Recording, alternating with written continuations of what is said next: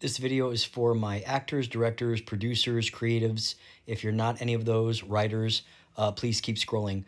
I've been talking about this statement for years. You can see, I'm going to show you a video that talks about residuals, IP, which is intellectual property, and syndication, television especially, and also film.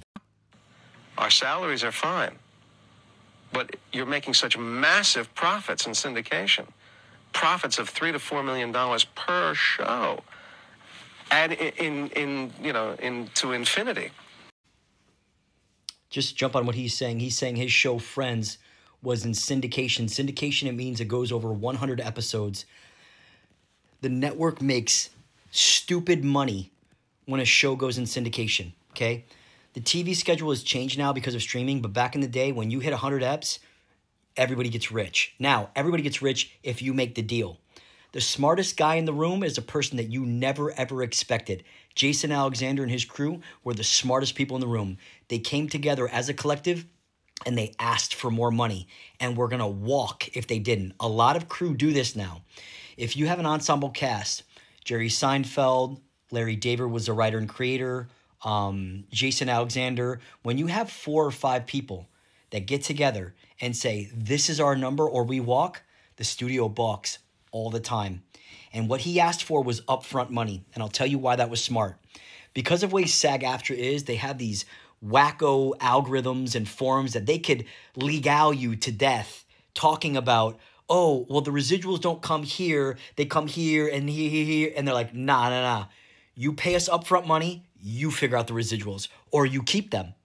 Because unless it's ironclad bulletproof paperwork, which it's not, you get screwed on residuals. I'm telling you from firsthand, my name's Jerry Ashoni.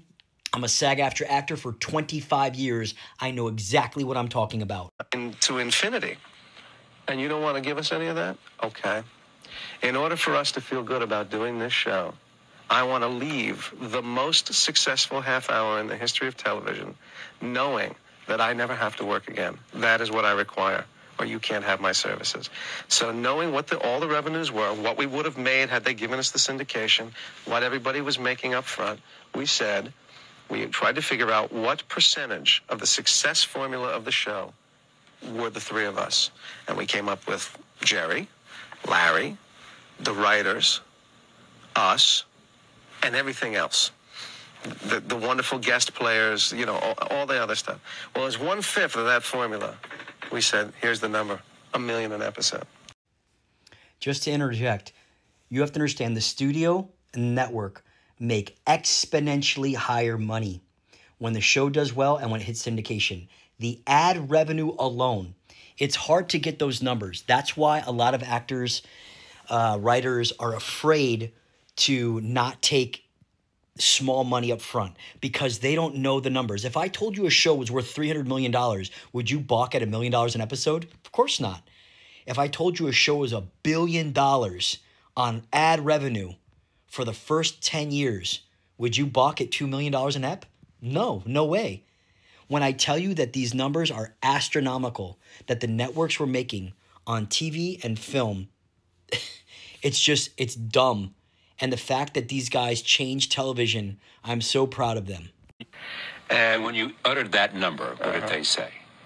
They did what they should have done, which is laughed at us.